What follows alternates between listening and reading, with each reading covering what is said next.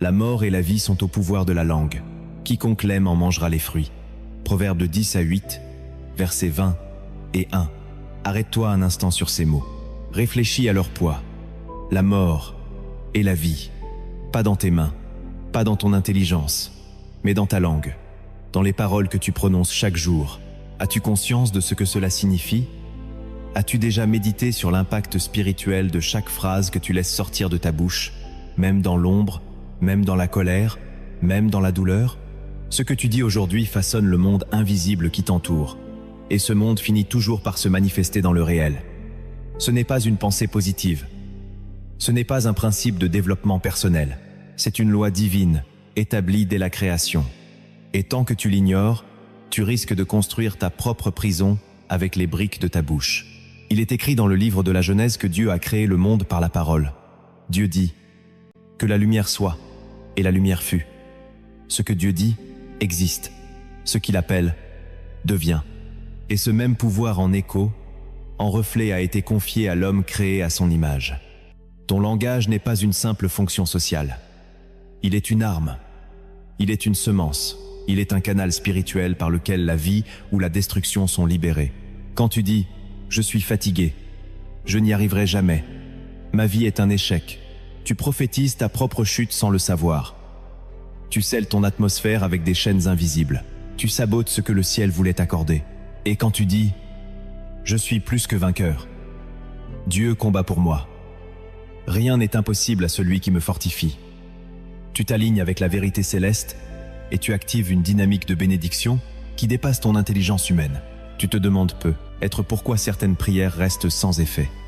Pourquoi, malgré tes efforts, rien ne change. La vérité, c'est que tu ne peux pas demander à Dieu d'ouvrir des portes, tout en déclarant avec ta bouche qu'elles sont déjà fermées. Tu ne peux pas invoquer la faveur du ciel en nourrissant ton quotidien de plaintes, de critiques, de peur et de négation. Il y a une incohérence spirituelle qui bloque le flot divin. Ce que tu déclares, déclare aussi sur toi. Tes mots bâtissent une atmosphère, et l'atmosphère détermine ce que tu attires. Dans cette vidéo, je vais te révéler des vérités profondes sur le pouvoir de ta parole. Des vérités cachées dans les Écritures, mais souvent négligées dans nos vies modernes. Je vais te montrer comment le ciel enregistre tout ce que tu dis. Comment tes paroles influencent non seulement ton présent, mais aussi ton avenir. Comment Jésus lui-même nous a enseigné à parler avec foi, avec autorité, avec alignement spirituel. Tu comprendras pourquoi le diable ne cherche pas toujours à t'empêcher d'agir, mais souvent à t'inciter à mal parler, car il sait que si ta langue est corrompue, ta destinée sera sabotée sans qu'il ait besoin d'intervenir davantage. Alors je t'invite à rester jusqu'au bout, à ouvrir ton cœur, à laisser le Saint-Esprit éclairer des zones que tu pensais sans importance. Car il se peut que la racine de ta stagnation, de ton anxiété ou de ton éloignement spirituel se trouve dans ta bouche.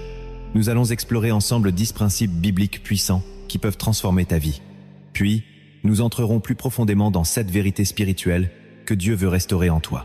Et enfin, nous verrons comment appliquer ces clés de façon concrète pour que ta parole devienne un instrument de lumière, de foi et de percée divine.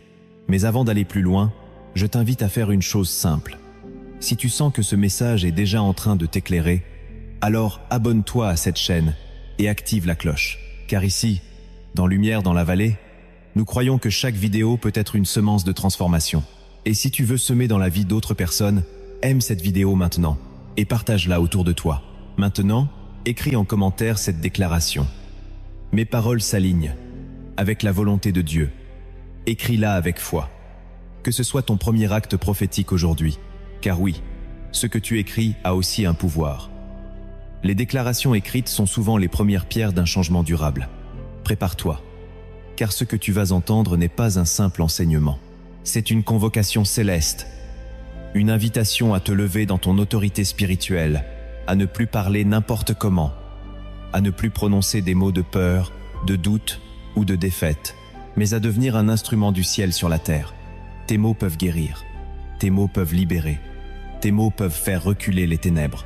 Oui, il y a du feu dans ta langue, soit pour consumer ta destinée, soit pour éclairer ton appel. Que vas-tu en faire? Si tu es prêt, alors entrons maintenant dans le cœur des Écritures. Découvrons ensemble ce que Dieu dit à propos de ta parole. Car ce que tu dis aujourd'hui change ta réalité de demain. Au commencement, tout était chaos, vide et ténèbres. Rien ne bougeait, rien ne vibrait, rien n'existait, jusqu'à ce qu'une voix retentisse dans l'invisible. Que la lumière soit, et la lumière fut. Ce n'est ni un geste, ni une incantation, ni un outil matériel qui a déclenché la naissance de l'univers, mais une parole divine, libérée avec autorité, précision et puissance. Toute la Genèse repose sur ce principe céleste. Dieu crée par la parole. Il dit, et ce qu'il dit prend forme. Chaque jour de la création suit le même schéma. Dieu dit, et cela fut. Ce modèle n'est pas anecdotique, il est fondamental. Il nous révèle que la parole n'est pas un simple outil de communication, mais une force spirituelle capable de modeler le réel. Dieu n'a pas pensé la lumière, il l'a dite. Il n'a pas rêvé les étoiles, il les a appelées à l'existence. Et si toi, aujourd'hui, tu vis, respires et existes, c'est parce qu'un jour, une parole t'a appelé à exister. Une parole éternelle qui t'a donné une identité, un but et une mission. Mais cette réalité va encore plus loin, car l'homme lui-même a été créé à l'image de ce Dieu qui parle. Genèse chapitre 1 verset 26. Faisons l'homme à notre image, selon notre ressemblance. Et dans cette ressemblance divine, il y a un élément fondamental, la capacité à parler, à nommer, à déclarer, à édifier ou à détruire par les mots. Adam reçoit la mission de nommer tous les animaux, non pas parce que Dieu ne savait pas comment les appeler, mais pour démontrer que l'homme, porteur de l'image divine, possède une autorité dans ses paroles. Nommer. Dans la Bible, c'est discerner l'essence, établir une fonction, libérer une identité. Dès le Jardin d'Éden, la langue humaine devient un outil spirituel, un instrument d'ordre et de domination. Mais cette autorité est fragile. Elle peut être pervertie, manipulée, déviée, et c'est ce qui se produit lors de la chute. Car dès que l'homme pêche, son langage change. Il se cache, il ment, il accuse. La femme que tu as mise auprès de moi, dit Adam. La parole devient outil de défense, de peur, de division. Le langage perd sa pureté. Il devient porteur de mensonges, d'orgueil, de confusion. Et ce changement n'est pas anodin. Il révèle que la chute spirituelle de l'homme affecte aussi sa bouche. Il ne parle plus selon le cœur de Dieu. Il parle selon la peur, le péché, la chair. Pourtant, tout au long de l'Ancien Testament, Dieu ne cesse de rappeler à son peuple l'importance de la parole. Le livre des Proverbes est un véritable manuel divin sur l'usage de la langue. Proverbe dit à 8 versets 20 et 1. La mort et la vie sont au pouvoir de la langue. Quiconque l'aime en mangera les fruits. Ce verset ne se contente pas d'une métaphore poétique. Il expose une réalité spirituelle implacable. Ce que tu dis aujourd'hui devient la semence de ta réalité de demain. Proverbe 12 versets 10 à 8. Tel, en parlant à la légère, blesse comme une épée, mais la langue des sages apporte la guérison. Proverbe 15 verset 1. Une réponse douce calme la fureur, mais une parole dure excite la colère. Chaque mot compte, chaque phrase transporte une énergie. Chaque conversation libère soit la paix, soit le feu. Dieu a créé la parole pour bénir, pour édifier, pour construire. Mais le diable a appris à l'utiliser pour maudire, diviser et détruire. Et beaucoup d'enfants de Dieu, par ignorance, parlent le langage de l'ennemi en croyant qu'il est inoffensif. Ils répètent des malédictions sur eux-mêmes. Je suis nul, je suis maudit, il ne m'arrive jamais rien de bon. Je ne mérite pas l'amour, sans savoir qu'ils scellent spirituellement ce qu'ils déclarent. Dans Deutéronome chapitre 28, Dieu expose à Israël les bénédictions liées à l'obéissance et les malédictions liées à la désobéissance. Mais ce que beaucoup ne voient pas, c'est que ces bénédictions et malédictions sont souvent précédées ou accompagnées de déclarations. La bouche devient un terrain d'accord ou de rejet. Le peuple de Dieu peut activer la bénédiction ou l'empêcher selon ce qu'il déclare. Dans le récit de Jacob et Ésaü, lorsque Jacob trompe son père pour obtenir la bénédiction, celle-ci ne peut plus être annulée. Isaac a parlé. Il a libéré une parole de destinée. Et cette parole, bien que donnée dans un contexte de ruse, porte un poids irréversible. Ce que la bouche bénit, Dieu l'approuve, si cette bouche est placée sous l'autorité spirituelle légitime. Plus tard, dans le livre des Nombres, un prophète nommé Balaam est engagé pour maudire Israël. Mais chaque fois qu'il tente de parler contre le peuple de Dieu, des bénédictions sortent de sa bouche. Il ne peut pas maudire ce que Dieu a béni. La langue, dans ce contexte, devient soumise à l'autorité divine. Et si Balaam ne peut pas prononcer la malédiction, c'est parce que les paroles sont spirituellement encadrées par la volonté de Dieu. Puis vient Jésus. Et avec lui, la parole prend une dimension encore plus puissante. Jésus ne discute pas avec les situations. Il parle. Il déclare. Il ordonne. À la tempête, il dit « Silence, tais-toi » et la mer obéit. À l'aveugle, il dit « Ouvre les yeux » et les yeux s'ouvrent. Au démon, il dit « Sors de cet homme » et l'esprit impur s'en va. À Lazare, mort depuis 4 jours, il crie « Lazare, sors » et le mort sort, enveloppé de bandelettes. Jésus n'a pas besoin de longs discours, une parole suffit. Car sa bouche est alignée avec le ciel. Il ne parle jamais pour ne rien dire. Chaque syllabe, chaque intonation, chaque phrase porte le souffle du royaume. Jésus enseigne aussi que ce qui sort de la bouche révèle l'état du cœur. Matthieu 15 versets 10 à 8. Ce qui sort de la bouche vient du cœur, et c'est ce qui souille l'homme. Il établit un lien direct entre l'intérieur et l'extérieur, entre la source et le flux.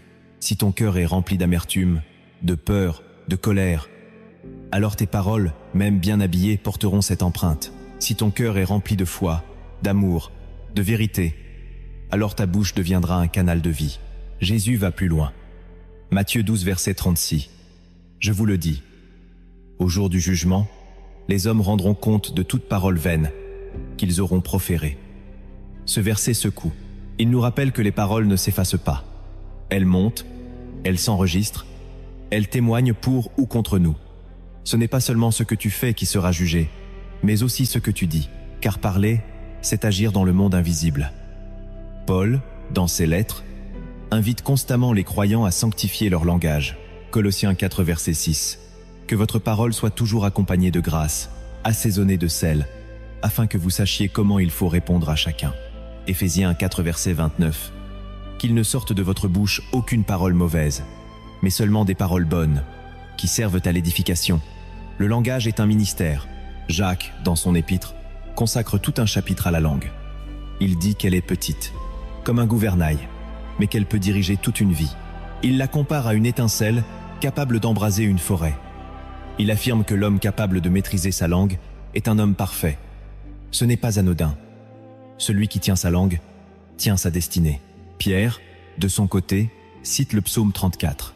Que celui qui veut aimer la vie et voir des jours heureux garde sa langue du mal et ses lèvres des paroles trompeuses. Lien direct entre la vie, le bonheur et la parole. Dans le Nouveau Testament, la confession de foi devient même la porte du salut. Romains 10 verset 9. Si tu confesses de ta bouche le Seigneur Jésus, et si tu crois dans ton cœur que Dieu l'a ressuscité des morts, tu seras sauvé. Le salut, bien qu'ancré dans la foi du cœur, nécessite une déclaration verbale. Sans parole, pas de manifestation de la foi. La bouche devient la clé qui ouvre la porte de la grâce. Marc 11, verset 23, va encore plus loin. Si quelqu'un dit à cette montagne, « Ôte-toi de là, et jette-toi dans la mer », et s'il ne doute point dans son cœur, mais croit que ce qu'il dit arrive, il le verra s'accomplir. Ce que tu dis avec foi, sans douter, devient réalité.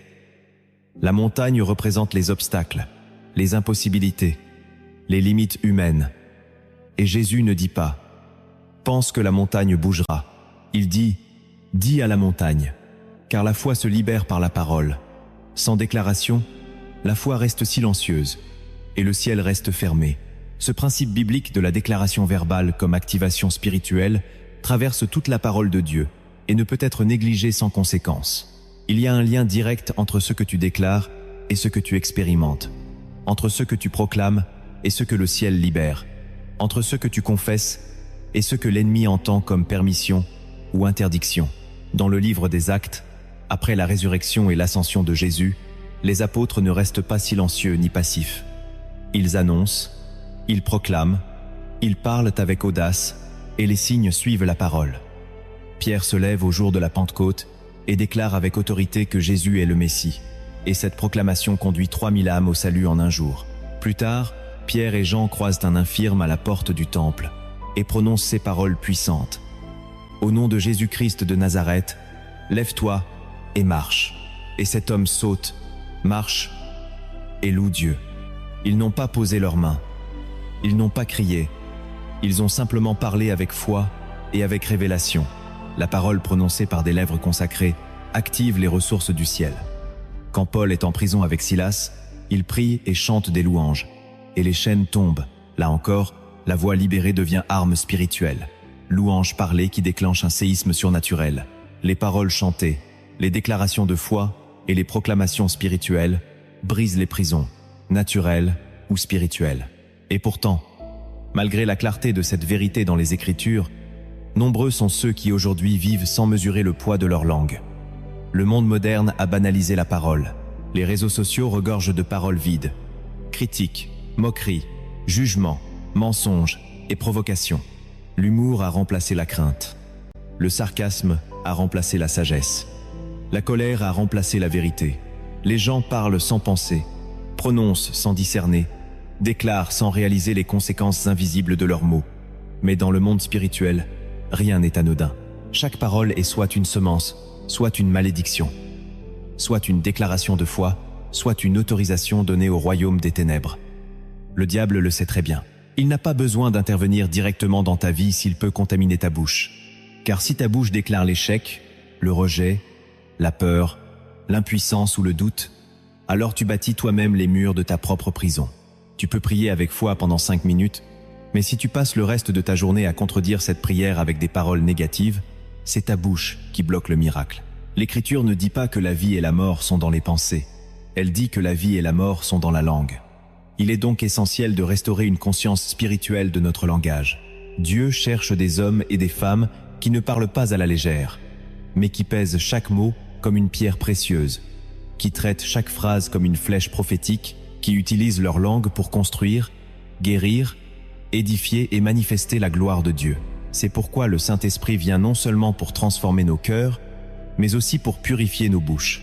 Dans Ésaïe chapitre 6, le prophète est confronté à la sainteté de Dieu et s'écrie « Malheur à moi, je suis perdu, car je suis un homme dont les lèvres sont impures. » Alors un ange prend un charbon ardent de l'autel et touche ses lèvres en disant « Ton iniquité est enlevée, ton péché est expié. » Ce geste symbolique est puissant. Il montre que pour que la mission prophétique d'Ésaïe commence, ses lèvres devaient d'abord être purifiées. Il ne suffit pas d'avoir un bon cœur. Il faut aussi une bouche sanctifiée, une bouche qui ne trahit pas l'appel, une bouche qui n'annule pas l'onction, une bouche qui ne sabote pas la destinée divine. Dans le Nouveau Testament, cette purification prend une autre forme, le baptême du Saint-Esprit. Et que se passe-t-il le jour de la Pentecôte? Les disciples reçoivent des langues comme de feu. Le Saint-Esprit descend, et la première chose qu'il transforme, c'est la langue. Ils se mettent à parler en d'autres langues, selon que l'Esprit leur donne de s'exprimer. Dieu ne touche pas d'abord leurs mains, leurs pieds ou leur intelligence. Il touche leur bouche, car là est la porte d'expression. Là est la clé du royaume. Si l'Esprit ne gouverne pas ta langue, il ne gouvernera pas non plus ta vie. C'est pourquoi Paul dira que celui qui parle en langue s'édifie lui-même. Pourquoi? Parce qu'il libère des paroles célestes, des déclarations spirituelles qui construisent son homme intérieur, même sans compréhension intellectuelle. La parole devient ainsi un acte de foi, un acte d'obéissance, un acte d'alignement. Mais aujourd'hui, beaucoup négligent cette dimension. Ils prient dans leur esprit, mais parlent dans leur chair. Ils louent Dieu le dimanche, mais critiquent leur vie le lundi. Ils disent « Amen » à la promesse, puis déclarent le contraire avec leurs amis, leurs collègues ou dans leurs pensées. Il y a une fracture entre ce qu'ils croient et ce qu'ils proclament, et cette fracture bloque la percée. Ce que tu déclares de façon constante révèle ce en quoi tu crois vraiment. C'est pourquoi Jésus disait « C'est de l'abondance du cœur que la bouche parle. Ta bouche est le miroir de ton cœur. » Et si tu veux changer ta réalité, tu dois commencer par changer ton cœur et aligner ta langue. Ce principe s'est vu tout au long de la vie des héros bibliques.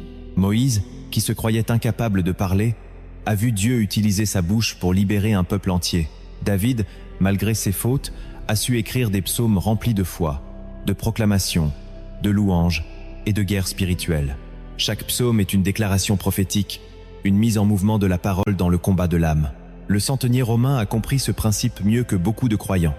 Il a dit à Jésus, « Dis seulement un mot, et mon serviteur sera guéri. » Et Jésus s'émerveille de cette foi. Il n'a pas demandé un toucher, un déplacement, une cérémonie. Il a demandé une parole, car il savait que l'autorité se manifeste par la parole. Jésus n'avait qu'à parler, et l'ordre serait exécuté dans le monde invisible. Aujourd'hui encore, le ciel attend ta voix. Le monde spirituel est suspendu à tes déclarations. Les anges obéissent à la voix de la parole de Dieu. Mais cette parole doit sortir de ta bouche. Elle ne suffit pas d'être écrite, elle doit être proclamée. C'est pourquoi il est écrit « J'ai cru, c'est pourquoi j'ai parlé ». La foi silencieuse est stérile. La foi parlée est créative. Elle bâtit, elle repousse, elle libère. Et si tu veux voir des choses nouvelles, tu dois parler d'une manière nouvelle. Tu dois bénir, même quand tu souffres. Tu dois proclamer la victoire, même quand tu es au milieu du combat. Tu dois déclarer la vie, même quand tout semble mourir. C'est ainsi que Dieu agit. C'est ainsi que Jésus a marché. Et c'est ainsi que toi aussi, tu es appelé à marcher. Ta bouche n'est pas faite pour répéter les plaintes du monde. Elle est faite pour libérer la parole du ciel. Ne laisse plus ton langage être un canal de peur, de doute, de mort ou de condamnation. Laisse-le devenir un instrument de lumière, de foi, d'amour et de puissance. Car ce que tu dis aujourd'hui change ta réalité de demain.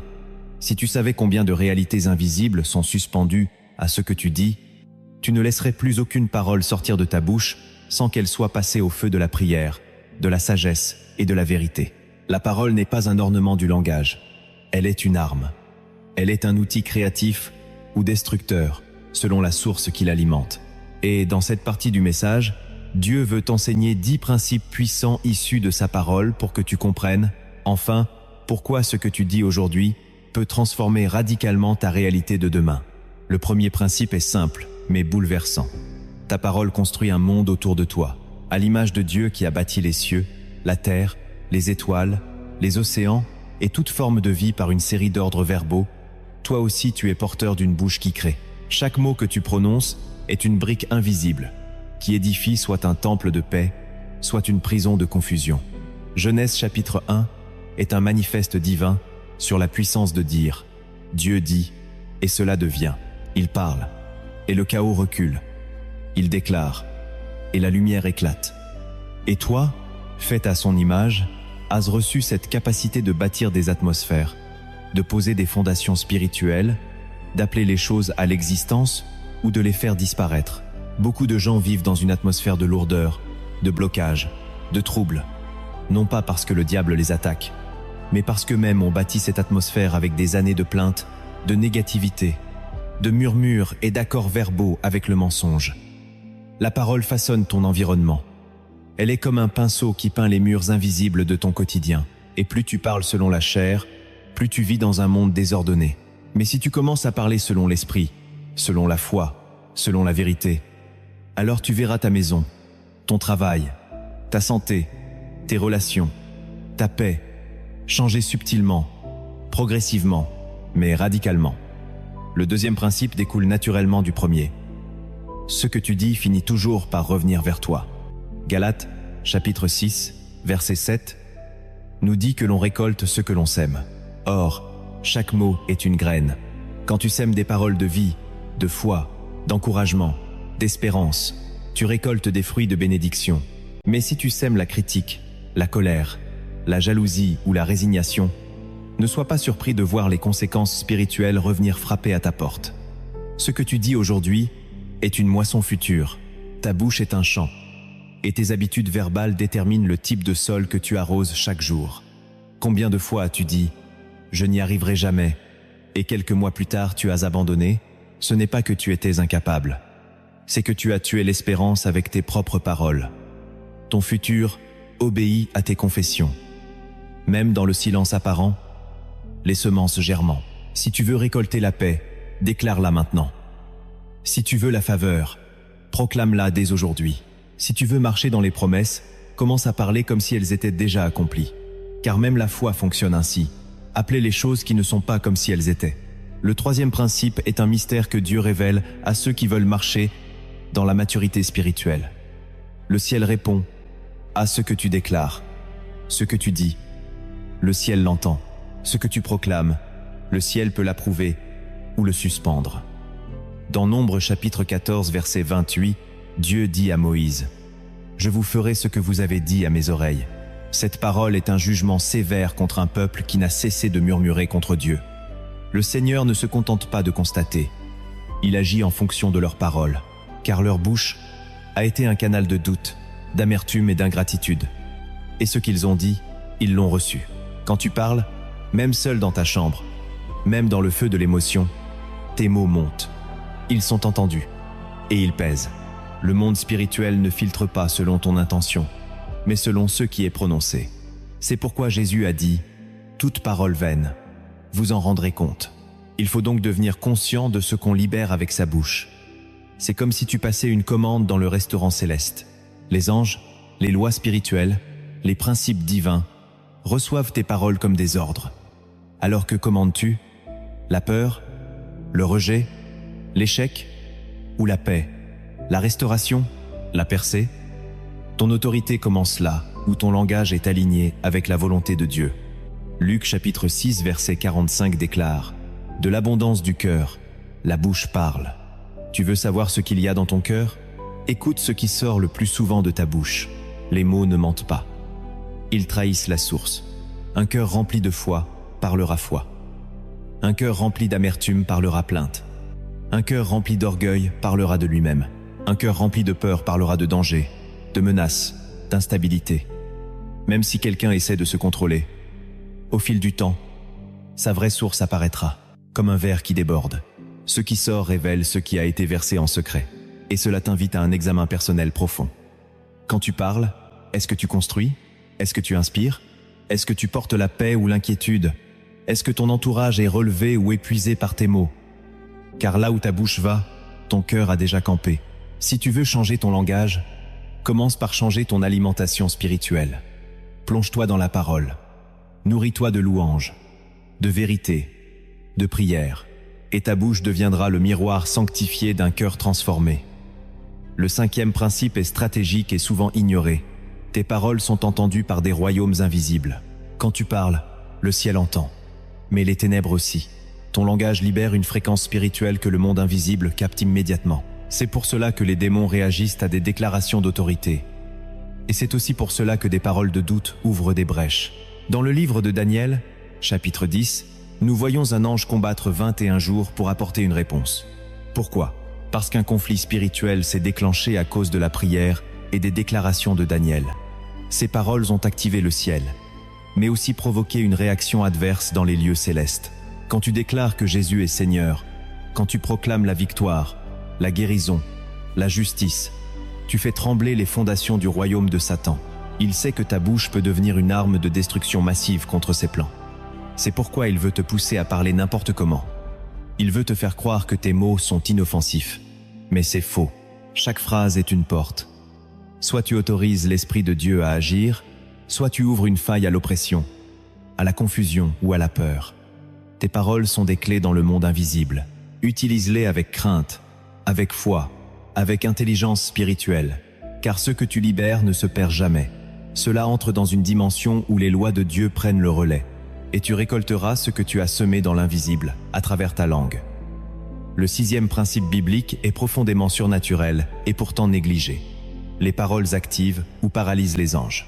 Dans le psaume 103 verset 20, il est écrit « Bénissez l'Éternel, vous ses anges, puissants en force, qui exécutez ses ordres, en obéissant à la voix de sa parole. » Ce passage est révélateur. Il ne dit pas que les anges obéissent seulement à Dieu, mais à la voix de sa parole. Cela signifie que chaque fois que la parole de Dieu est proclamée par un croyant sur la terre, les anges, dans le monde spirituel, la reconnaissent comme une instruction valide. Ils ne réagissent pas à l'émotion, au désespoir ou à la confusion. Ils réagissent à la vérité, proclamée avec foi. Tes paroles, quand elles sont alignées avec l'Écriture, sont comme des ordres envoyés dans les cieux. Tu veux que les anges agissent? Parle comme Dieu. Déclare ses promesses. Proclame sa justice. Chante sa gloire. Confesse son nom. Et tu verras des choses bouger sans que tu lèves le petit doigt. Mais à l'inverse, quand tu parles contre la volonté de Dieu, quand tu déclares des choses contraires à sa nature, tu rends inactives ces puissances célestes qui ont pourtant été assignées à ta protection. Tu les laisses sans ordre, sans mission, sans autorisation. Tes paroles sont des codes d'accès, des permissions spirituelles. Et c'est pourquoi un croyant qui ne parle jamais selon la foi aura une vie spirituelle sans manifestation. Car les anges attendent, mais n'entendent rien qui vienne du trône. Ils ne bougent pas tant qu'ils n'entendent pas la parole vivante.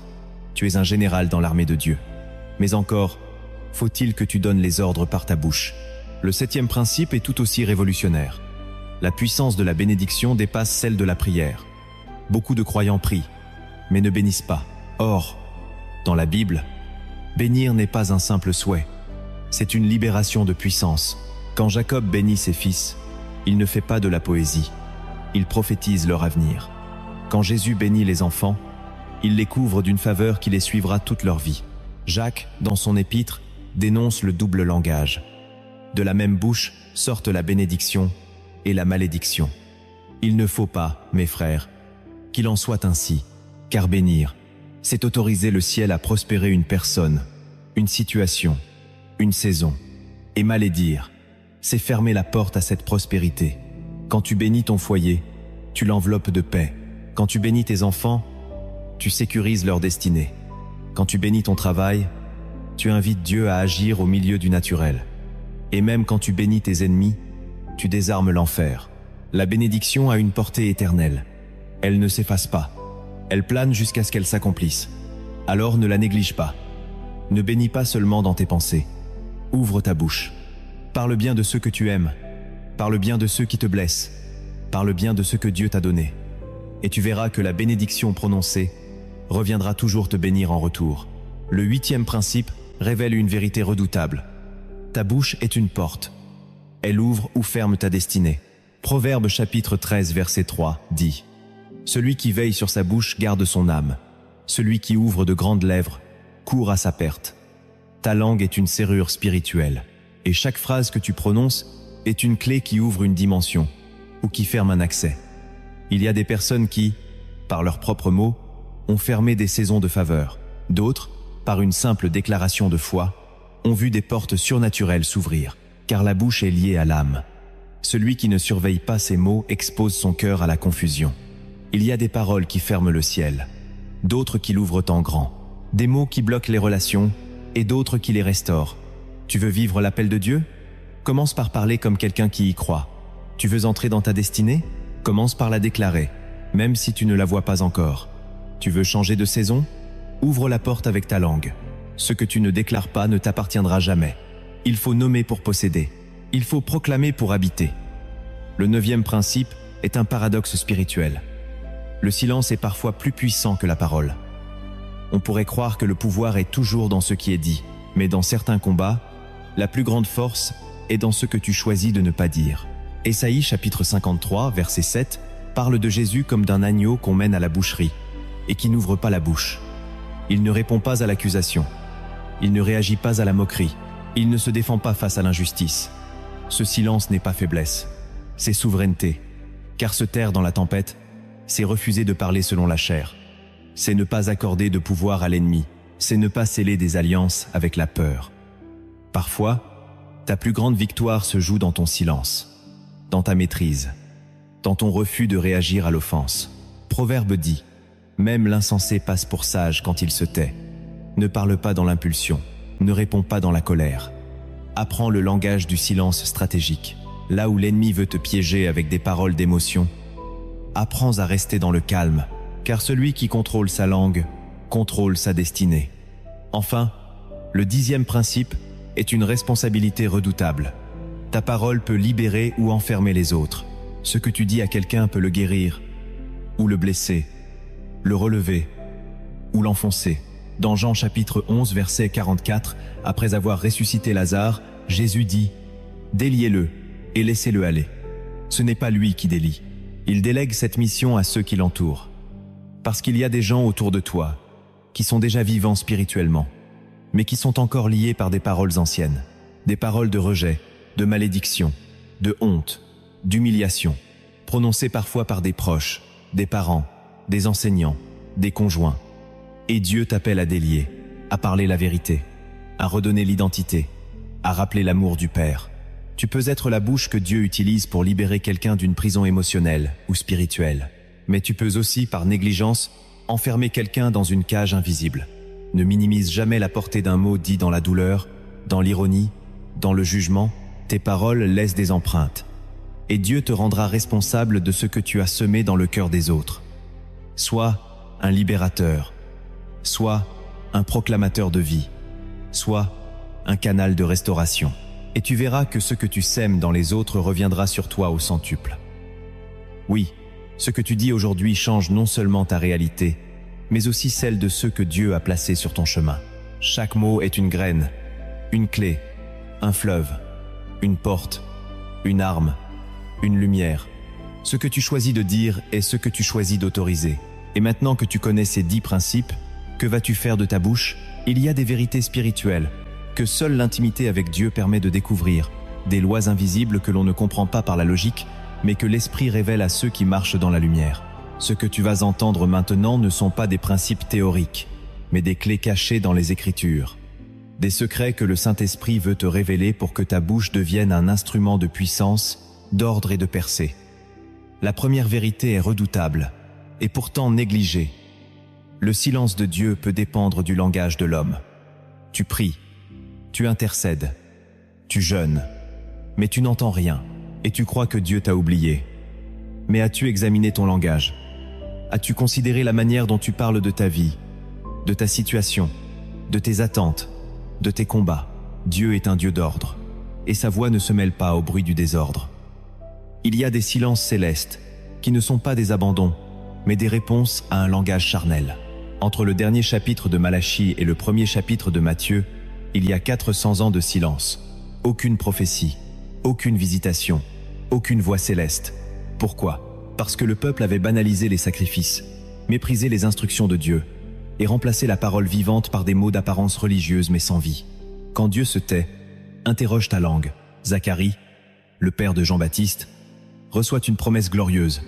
Sa femme âgée va enfanter, mais parce qu'il doute, parce qu'il parle selon la logique humaine, l'ange le rend muet jusqu'à l'accomplissement. Dieu le fait taire pour qu'il ne détruise pas par ses mots ce que le ciel a déjà validé. Il y a des saisons où ton propre langage met en pause ce que Dieu veut te donner. Il faut donc apprendre à sanctifier sa bouche pour entendre à nouveau. Dieu ne parle pas dans le bruit du doute, il se révèle dans le murmure de la foi. La deuxième vérité est plus profonde encore. Les paroles peuvent contaminer une lignée spirituelle. Ce que tu dis ne s'arrête pas à toi. Ta bouche est un canal de transmission générationnelle. Elle peut bénir tes enfants avant même leur naissance, ou leur transmettre une atmosphère toxique qui deviendra leur prison invisible. Dans Genèse chapitre 9, Noé maudit son petit-fils Canaan à cause d'une erreur de son fils, Cham. Une parole prononcée dans la colère a traversé les générations. Rachel, femme de Jacob, dit un jour dans la douleur, « Si je n'ai pas d'enfant, je meurs. » Elle aura un enfant, mais elle mourra en le mettant au monde. Ce qu'elle a dit est devenu le scénario de sa fin. La bouche ne parle pas dans le vide. Elle écrit des codes, et ces codes peuvent affecter les enfants, les petits-enfants, les générations à venir. C'est pour cela que Dieu commande à Israël de transmettre ses lois par la répétition verbale. Tu les inculqueras à tes enfants, tu en parleras quand tu seras chez toi, en marchant, en te couchant, en te levant. Parce que ce que tu dis forme un héritage spirituel. Si tu dis à un enfant qu'il est bête, inutile, mauvais, tu plantes une graine de mort dans son âme. Et même des années plus tard, cette graine produit du rejet, de la honte, de la peur. Mais si tu déverses sur lui des paroles de bénédiction, de promesses, de foi, tu ouvres une voie royale pour sa destinée. La bouche des parents est le premier prophète de l'enfant. Et si les paroles ont été mauvaises, il faut les renverser par des déclarations contraires, des proclamations de bénédiction, des prières de restitution. Dieu peut guérir, mais il attend une bouche qui collabore avec sa volonté. La troisième vérité est une révélation sur l'autorité invisible. Le niveau d'autorité spirituelle est audible dans la voix. L'enfer reconnaît les voix.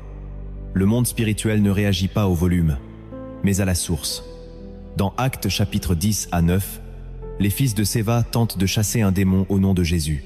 Mais l'esprit impur leur répond, « Je connais Jésus, et je sais qui est Paul. » Mais vous, qui êtes-vous » Et il les frappe violemment. Pourquoi ? Parce que leur bouche prononce le bon nom, mais sans autorité. Ils utilisent le nom de Jésus comme une formule, sans être connectés à la source. Et le monde spirituel ne reconnaît que les voix légitimes. Il y a des gens qui crient, mais leur voix est silencieuse dans le monde invisible. D'autres murmurent, et les cieux tremblent. Ce n'est pas l'apparence qui donne l'autorité, c'est l'intimité. Plus tu marches avec Dieu, plus ta voix porte. Plus tu vis dans la sanctification, plus ton langage devient redoutable. L'ennemi reconnaît ceux qui parlent avec foi, avec onction, avec pureté, même tes prières silencieuses, si elles sont habitées par l'Esprit, sont comme un tonnerre dans les ténèbres. Mais si ton cœur est divisé, si ta vie est incohérente, tes paroles sont vides, elles n'ont pas de poids.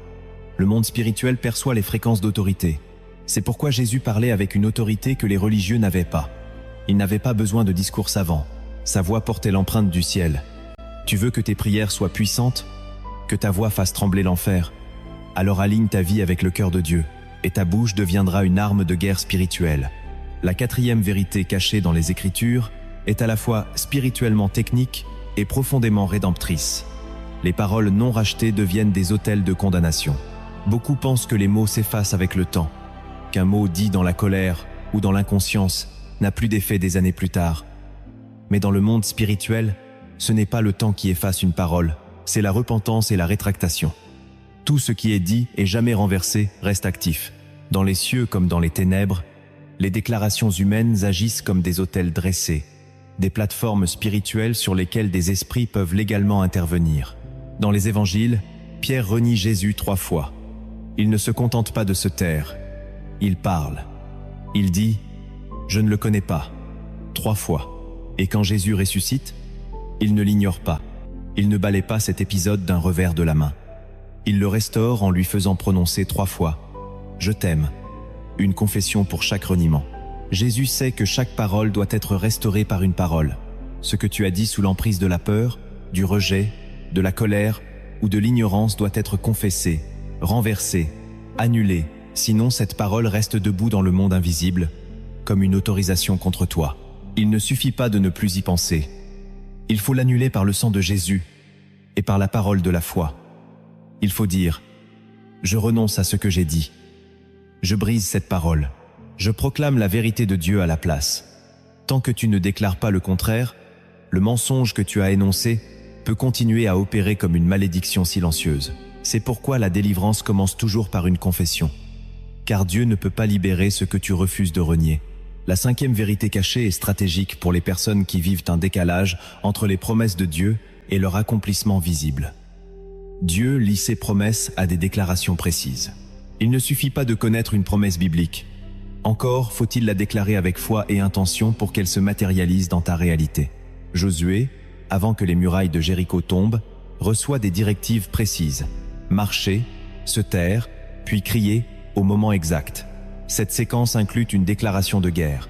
La parole finale déclenche l'effondrement. David, avant de frapper Goliath, ne se jette pas dans la bataille sans mots. Il parle. Il déclare « Aujourd'hui, l'Éternel te livrera entre mes mains. » Cette parole est plus tranchante que l'épée. Elle établit la fin avant le combat, et ce qu'il dit devient réalité. Dieu attend de toi une bouche active. Il te montre un avenir, une promesse, une percée. Mais il ne la déposera pas dans tes mains tant que ta bouche ne l'aura pas appelée à l'existence. Dieu agit avec ceux qui collaborent verbalement avec lui. Le royaume de Dieu fonctionne par proclamation. Ce que tu ne proclames pas, tu ne possèdes pas. Ce que tu ne déclares pas, tu n'hériteras pas. La foi sans les œuvres est morte, mais la foi sans les mots est muette. Et une foi muette est une foi inefficace. Il faut apprendre à se tenir dans sa chambre, sa voiture, dans la rue, et déclarer « Cette année, je verrai la gloire de Dieu. Ma maison sera restaurée. Mon appel s'accomplira. Je marche dans l'onction. » Car la déclaration est le sceau visible d'une promesse invisible. La 6e vérité est un miroir spirituel tranchant. Ta langue est le reflet de ton royaume intérieur. Tu ne peux pas prétendre servir le royaume de Dieu si ta bouche reflète la culture du royaume charnel. Chaque parole que tu prononces montre à quel royaume tu es connecté au moment où tu parles. Tu peux lire la Bible tous les jours, aller à l'église chaque semaine, Mais si ta bouche est pleine de critiques, de sarcasme, de plaintes et de condamnation, tu es en train de servir une autre autorité. Dans Matthieu chapitre 6, Pierre fait une déclaration puissante. « Tu es le Christ, le Fils du Dieu vivant. » Et Jésus lui dit, « Tu es Pierre, et sur cette pierre, je bâtirai mon église. » Mais quelques versets plus loin, quand Jésus parle de sa mort prochaine, Pierre réagit avec sa chair et dit, « Que cela ne t'arrive pas. » Jésus se retourne et lui dit, « Arrière de moi, Satan. » En un instant, la même bouche passe de la révélation divine à la voix de l'adversaire. Pourquoi ? Parce qu'il n'a pas gardé sa langue dans l'alignement du ciel. Il a parlé selon l'émotion, pas selon la vision. Il a utilisé sa bouche pour contredire le plan de Dieu. Et Jésus ne parle pas à Pierre l'homme, mais à la voix spirituelle qui s'est glissée dans sa parole. Cela doit nous alerter. À chaque fois que tu ouvres la bouche, tu représentes un royaume. Soit tu portes la voix du ciel, soit tu échos du monde. Soit tu ouvres la voie à l'onction, soit tu fais obstacle au mouvement de Dieu. Tu ne peux pas avoir une bouche double. Elle est soit source d'eau vive, soit source de confusion. Si tu veux que ton langage ait de l'autorité, il faut qu'il soit cohérent. Que chaque mot soit filtré par l'esprit, que ta langue parle ce que le cœur du Père désire. Et si tu te rends compte que tu as parlé selon un autre royaume, fais demi-tour. Renonce. Corrige. Reviens dans l'alignement, car ta langue est un témoin. Elle trahit la source que tu écoutes. La 7e vérité est une clé de percée prophétique. Le langage prophétique est un langage de repositionnement. Quand Dieu parle, ce n'est jamais pour simplement t'informer. Il parle pour repositionner, pour réaligner, pour remettre une âme dans sa trajectoire divine. Quand Dieu dit à Gédéon, « Vaillant héros », il ne décrit pas un état actuel. Il appelle une identité céleste qui dort encore. Quand Jésus dit à Pierre, « Tu es Pierre, et sur cette pierre je bâtirai mon église », il ne fait pas un compliment. Il pose un fondement. La parole prophétique te repositionne dans ta destinée. Elle te rappelle qui tu es dans les cieux, pas ce que tu ressens sur la terre. Ézéchiel, dans la vallée des ossements, reçoit cet ordre étrange. Prophétise. Il ne reçoit pas d'armes, il ne reçoit pas une pelle ou une épée, il reçoit une bouche. Et c'est en parlant, en proclamant, que les os se rassemblent, que la chair revient, que l'esprit entre. Le repositionnement ne se fait pas par les mains, mais par la voix. Si tu veux que ta vie soit réalignée, commence à parler prophétiquement. Dis à ton âme, bénis l'Éternel. Dis à ta situation, reviens à l'ordre divin. Dis à ta saison, tu es fertile. Ne laisse pas les circonstances dicter ton langage. Laisse le langage prophétique dicter les circonstances. Ce que tu dis dans l'esprit transforme ce qui existe dans le naturel. Et plus tu parles en accord avec la vérité céleste, plus tu réalignes ton âme, ton corps, tes émotions, ton futur. À nommer comme il nomme. Et ta parole deviendra un marteau qui brise, une épée qui tranche, une semence qui produit, un feu qui consume. Oui, ta bouche peut repositionner une vie, une maison, une nation. Mais encore faut-il que tu oses l'ouvrir, que tu oses déclarer ce que Dieu dit, même quand tout autour te crie le contraire. Tu es une voix dans la vallée. Tu es un prophète dans ta maison. Tu es un porteur de vie dans un monde de confusion. Et maintenant que tu as reçu ces 7 vérités, que vas-tu faire de ta langue? Dieu t'a ouvert un coffre de clés célestes, des révélations cachées, des armes silencieuses, des secrets bibliques que peu prennent le temps de découvrir. Proclame-les, transmets-les. Que ton langage ne soit plus jamais tiède, neutre, passif ou destructeur. Qu'il soit un feu qui éclaire, une pluie qui féconde, une lumière qui guide, une épée qui ouvre les cieux. Ce que tu dis aujourd'hui est une autoroute pour demain. Parle avec foi, parle avec vérité, parle avec espérance. Et regarde ta réalité se transformer sous le souffle de la parole vivante. Tu as maintenant compris que ta langue est une arme, une clé, un fleuve, un autel. Mais il ne suffit pas de savoir. Il faut désormais agir, incarner, transformer. Cette section est une mise en mouvement. Ce n'est plus l'heure de contempler la révélation, mais de la revêtir. Il faut passer de l'écoute à l'action, du savoir à l'application. Et tout commence par une prise de conscience profonde. Chaque mot que tu prononces porte une puissance spirituelle réelle. Rien n'est neutre, rien n'est vide. Ce que tu dis en te levant, ce que tu dis en riant, ce que tu dis dans l'irritation ou la solitude construit une atmosphère qui influence ton âme, ton entourage, et même les réalités invisibles autour de toi. Le premier pas, c'est de voir, de sortir de l'aveuglement verbal, de t'arrêter et de regarder honnêtement ton langage.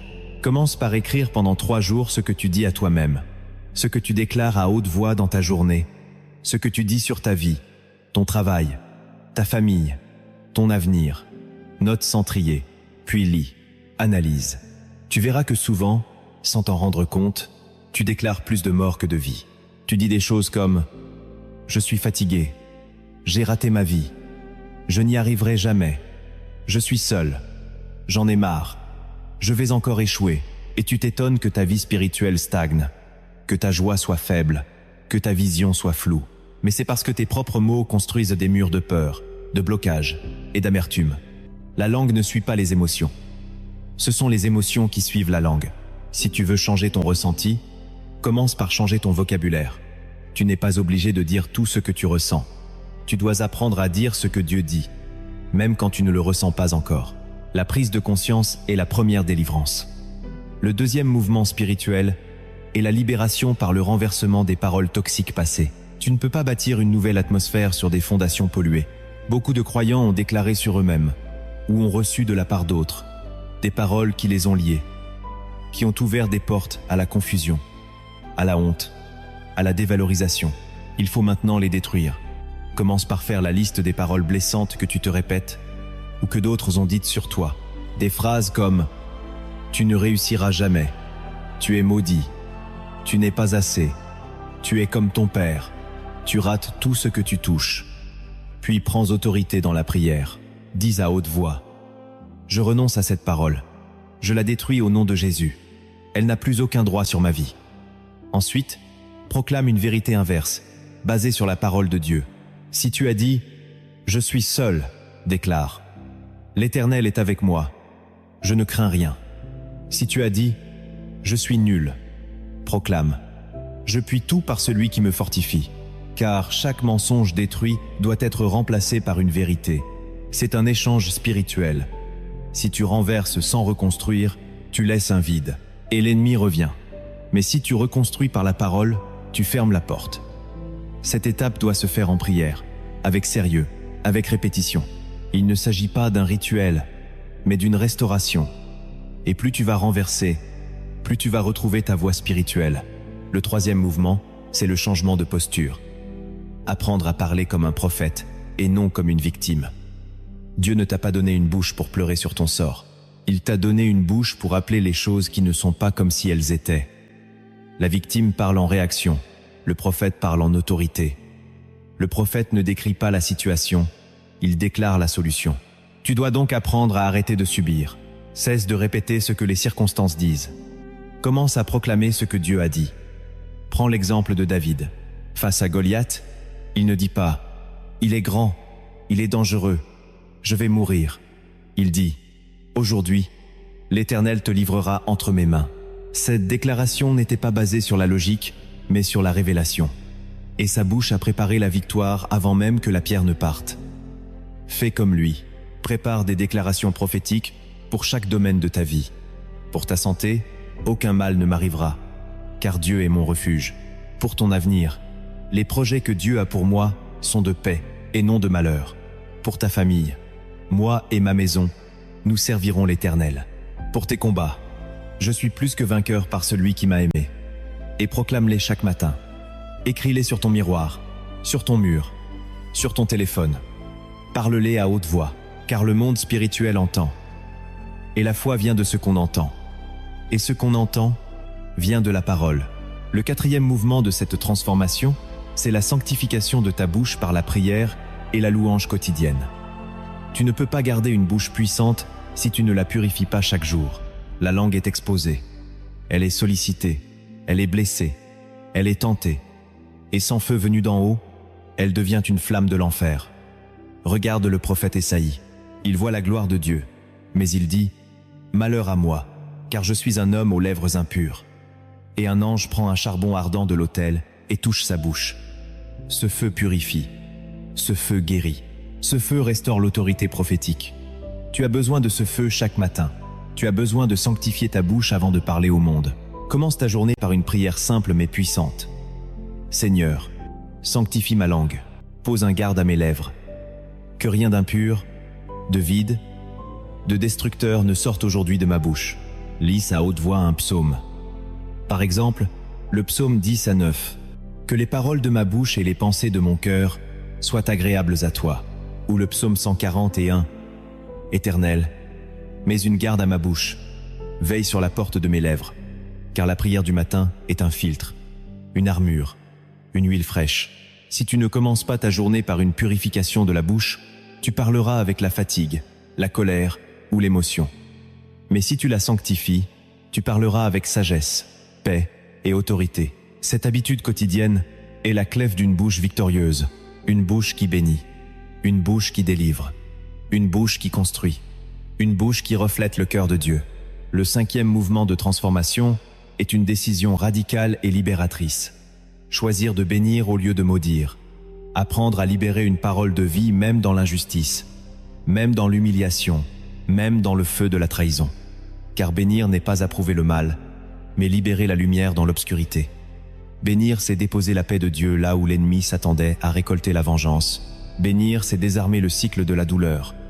C'est couper le pouvoir des paroles destructrices qu'on t'a jetées à la figure. C'est faire comme Jésus, qui, sur la croix, au milieu des clous, du sang, des moqueries et de la solitude, a dit « Père, pardonne-leur. Ils ne savent pas ce qu'ils font. » Il aurait pu appeler les légions d'anges. Il aurait pu libérer la justice immédiate. Il a préféré bénir, pardonner, libérer. Et ce jour-là, la malédiction du monde a commencé à être brisée. Dans le livre des Actes, Étienne fait de même. Alors qu'il est lapidé, il élève sa voix et dit « Seigneur, ne leur impute pas ce péché. » Cette bénédiction finale devient un autel de grâce pour les bourreaux, parmi lesquels se trouvaient peu. Être Saul, futur Paul, car une parole de bénédiction peut transformer un assassin en apôtre. Toi aussi tu peux bénir, tu dois bénir. Fais une liste des personnes qui t'ont blessé, humilié, oublié, trahi, puis à haute voix, dis « Je bénis cette personne. Je libère la paix sur sa vie. Je proclame la miséricorde sur elle. Et je ferme toutes les portes de rancune. Car si tu ne bénis pas, tu restes lié. Si tu refuses de bénir, tu restes prisonnier. Alors bénis ton père absent. Bénis cette femme qui t'a humilié. Bénis ce frère qui t'a trahi. Bénis ce patron injuste. Bénis cet ami qui t'a abandonné. Et tu verras que le ciel répondra par une guérison que tu n'imaginais même plus possible. Car ce n'est pas la personne que tu libères, c'est toi-même. Et à partir d'aujourd'hui, décide que ta bouche ne sera plus un instrument de jugement, mais une source de bénédiction, de paix et de feu doux. Car bénir est un acte de domination spirituelle, une position de grandeur invisible qui écrase les flèches de l'ennemi sans que tu n'aies besoin de riposter. Le 6e mouvement est la mise en place d'un autel verbal quotidien, un rendez-vous personnel, sacré, inébranlable avec ta propre voix. Car tu dois apprendre à parler à ta vie, à ton âme, à ton avenir. Tu dois établir une routine de déclaration. Un espace où chaque jour tu plantes une graine de lumière. Un moment où tu refuses de commencer ta journée sans avoir libéré des paroles de foi, de victoire et de promesses. Car si tu ne parles pas à ta journée, c'est ta journée qui te parlera. Si tu ne parles pas à ta situation, c'est ta situation qui te commandera. Alors commence à créer un autel, choisis une heure fixe, 5 ou 10 minutes au réveil, isole-toi, prends un carnet de déclarations, écris des phrases bibliques personnalisées, des promesses adaptées à ta saison, à tes combats, à tes besoins. Par exemple, ma journée est bénie, mon corps est fortifié, ma maison est protégée, ma bouche libère la vie, mes mains prospèrent, l'Esprit de Dieu me guide, je marche dans la faveur, je suis calme, je suis porté, je suis victorieux, et déclare-les à haute voix, chaque jour, sans exception, même quand tu n'en ressens rien, même quand tu es fatigué. Car c'est dans la constance que la semence produit du fruit. Plus tu parleras comme Dieu, plus ta vie portera l'empreinte de Dieu. Rappelle-toi que Job offrait des sacrifices chaque matin pour ses enfants, sans qu'il y ait encore eu de péché. C'était une couverture spirituelle. Toi aussi, tu peux ériger une couverture invisible par ta bouche. Protège ta journée, sanctifie ton foyer, commande ton atmosphère. et tu verras que ce rendez-vous deviendra ton refuge, ton accélérateur, ta colonne de feu quotidienne, et chaque mot que tu libéreras le matin deviendra une muraille invisible autour de toi le reste du jour. Enfin, le 7e et dernier mouvement est une histoire inspirée des cieux, une parabole spirituelle qui grave dans ton imagination la réalité invisible de ta langue. Imagine un homme ordinaire, discret, croyant mais sans feu, qui vit chaque jour comme si de rien n'était, jusqu'au jour où un messager céleste lui apparaît et lui montre une salle secrète dans le monde invisible. Dans cette salle sont rangées des fioles, des chaînes, des clefs, des armes et des couronnes. Et le messager lui dit « Chaque fois que tu parles, quelque chose est libéré ici. Chaque mot crée une fiole de vie ou une chaîne de mort. Chaque parole bénit ou enferme. » Et l'homme regarde, terrifié, car il voit que ses propres mots, ceux qu'il pensait insignifiants, ont créé des chaînes autour de sa propre couronne, et il voit aussi des fioles de lumière qu'il a libérées lors de ses rares paroles de foi. Puis le messager lui donne une épée, fine, brillante, de lumière pure, et lui dit « Voici ta langue. Si tu l'aiguises dans la prière, si tu l'alignes avec la parole de Dieu, elle deviendra une arme que le ciel redoute et que l'enfer fuit. Et à partir de ce jour, l'homme commence à parler autrement, chaque mot devient un coup d'épée dans les ténèbres, chaque phrase une graine qui transforme l'air autour de lui. Sa maison change, son visage s'illumine, son atmosphère se lève, car il a compris que ce qu'il disait n'était pas juste du bruit, mais un décret céleste, une vibration d'autorité. Et toi aussi, ce message est pour toi. Cette parabole est ton miroir, car tu tiens dans ta bouche une épée que tu ne vois pas, une lampe que tu négliges, un feu que tu laisses s'éteindre. Mais aujourd'hui, Dieu t'appelle à la réveiller, à la purifier, à l'utiliser, que ta langue devienne un autel, une épée, une lampe, une clef, un feu, un fleuve, une trompette, une brèche, une voix qui proclame la vie, la vérité, la restauration et la victoire, que chaque jour tu déclares avec foi. Ma langue est sanctifiée, mes mots sont des armes, et je proclame la volonté de Dieu sur ma vie, sur ma famille, sur ma génération, et ainsi tu entreras dans une vie nouvelle, non pas parce que les circonstances auront changé, mais parce que tu auras décidé de parler comme le ciel parle, et ce que tu diras aujourd'hui commencera à bâtir la réalité dans laquelle tu vivras demain. Tu es arrivé au bout de cette révélation, mais ce n'est pas la fin, c'est le seuil d'un changement, le seuil d'une réorientation radicale de ta manière de parler, de prier, de déclarer, de bénir, de te positionner. Ce que tu viens de recevoir n'est pas une connaissance de plus, c'est une épée placée entre tes mains, une clé confiée à ta bouche, un mandat posé sur ta langue. Tu ne peux pas repartir comme si de rien n'était. Tu ne peux pas rester silencieux, passif ou négligent. Car maintenant tu sais que selon la Bible, Dieu a tout créé par la parole. Tu sais que le ciel se construit par le Verbe et non par les mains. Tu sais que tu es créé à son image et que ta bouche n'est pas une option, mais une extension de son autorité sur la terre. Tu sais que Proverbe 10 à 8 versets 20 et 1 ne parlent pas en image, mais en vérité. La mort et la vie sont dans le pouvoir de la langue. Tu sais que dans ta bouche se trouvent des clés qui ouvrent ou qui ferment, qui libèrent ou qui lient, qui guérissent ou qui blessent. Tu sais que Jésus parlait et que sa voix calmait les tempêtes, ressuscitait les morts, guérissait les lépreux, réveillait la foi, libérait les captifs. Tu sais que ses disciples ont appris à faire de même et que chaque fois qu'ils ont ouvert la bouche avec foi, quelque chose a changé dans l'invisible. Tu sais que dans les Actes, la bouche est une porte de feu. Pierre prêche et 3000 âmes se convertissent. Paul parle et des malades sont guéris. Étienne proclame et voit le ciel ouvert. Tu sais que ta bouche te positionne dans un royaume ou dans un autre, que chaque mot que tu prononces résonne dans les lieux célestes ou dans les lieux de ténèbres, que ton langage n'est jamais neutre, qu'il est toujours une semence ou une hache. Tu as découvert 10 principes puissants, révélés dans la parole, qui montrent que ta langue n'est pas ordinaire. Elle crée un monde, elle attire ce que tu confesses, elle construit ton futur, elle expose ton niveau spirituel, elle attire les anges ou les démons, elle bénit ou elle maudit, elle ouvre ou elle ferme ta destinée, elle te libère ou t'enchaîne. Tu as vu cette vérité cachée, que peu enseignent, mais que l'Écriture révèle à ceux qui creusent, que Dieu se tait parfois à cause de notre langage, que nos paroles peuvent contaminer une génération, que notre autorité est audible dans le monde invisible. que ce que nous n'annulons pas verbalement nous condamne encore, que Dieu attend des déclarations précises pour libérer ses promesses, que notre langue trahit le royaume que nous servons, que notre voix peut repositionner des destinées comme un prophète le fait, avec une simple parole.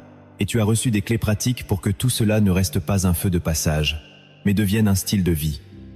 Tu as appris à noter ce que tu dis, à renverser les paroles toxiques du passé, à parler comme un prophète et non comme une victime, à sanctifier ta bouche dans la prière et la louange, à bénir au lieu de maudire, à construire un autel verbal quotidien et à visualiser ta langue comme une épée de lumière, capable de trancher les ténèbres, de briser les malédictions, de libérer la lumière.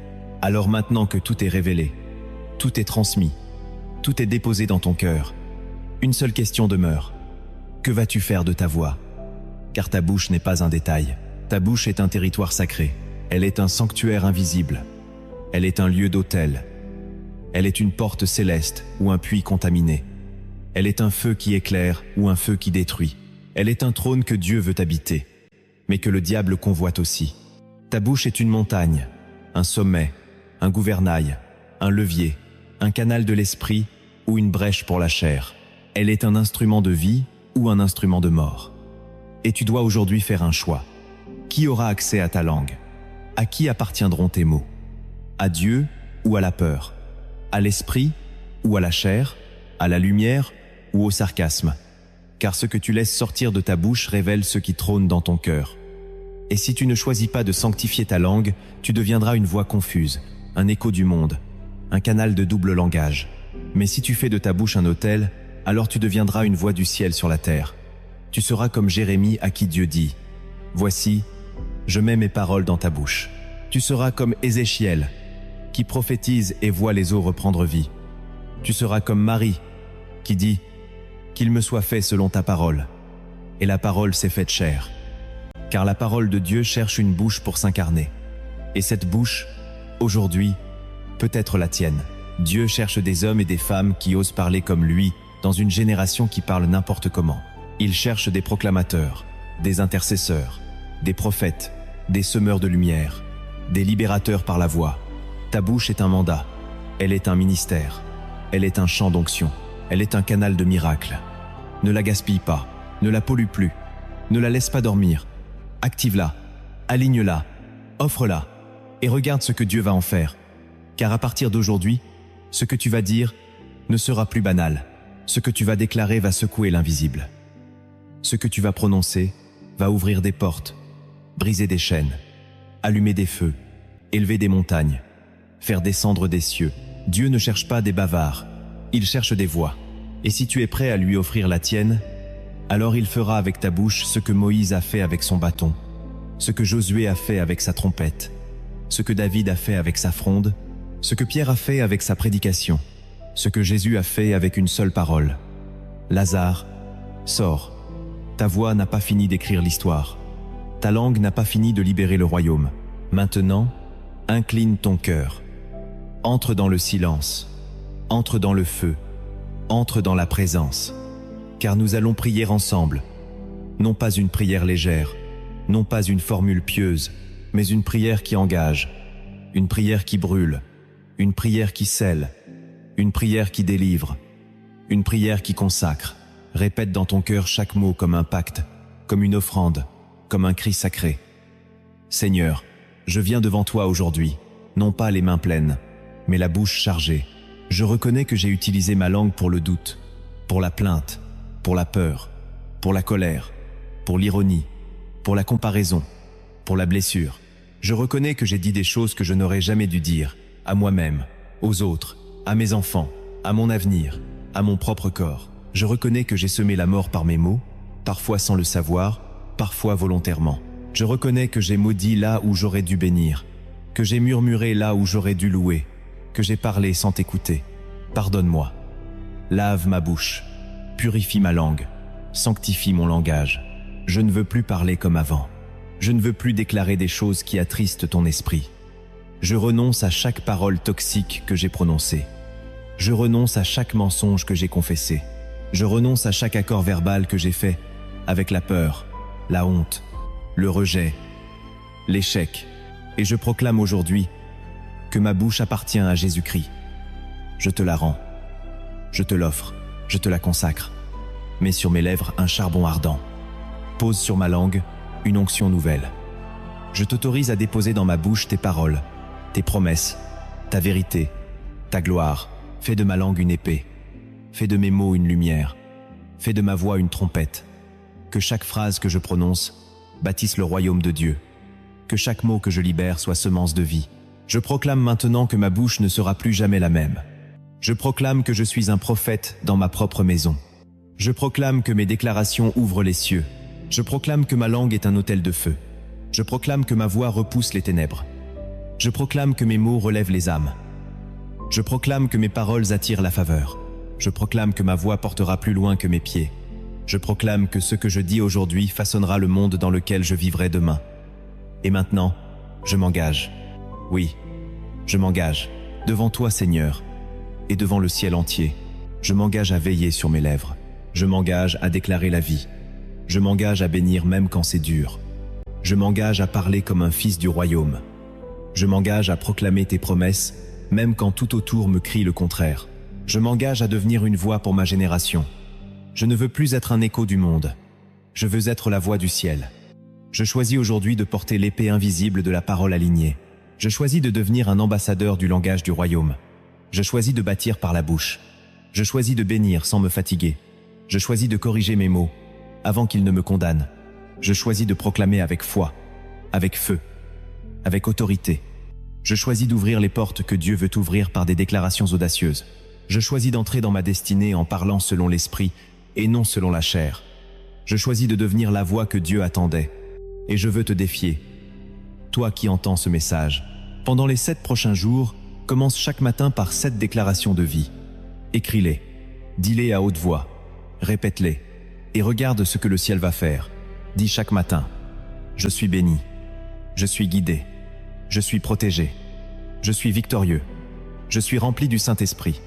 Ma langue libère la vie. Je proclame la volonté de Dieu. Et si tu le fais avec foi, avec régularité, avec engagement, alors je te le dis par l'Esprit de Dieu. Tu verras les atmosphères changer, tu verras des murs tomber, tu verras des portes s'ouvrir, tu verras des chaînes invisibles se briser. Tu verras ta propre voix devenir une force de transformation. Tu n'es pas un murmure, tu es un son qui vient du ciel.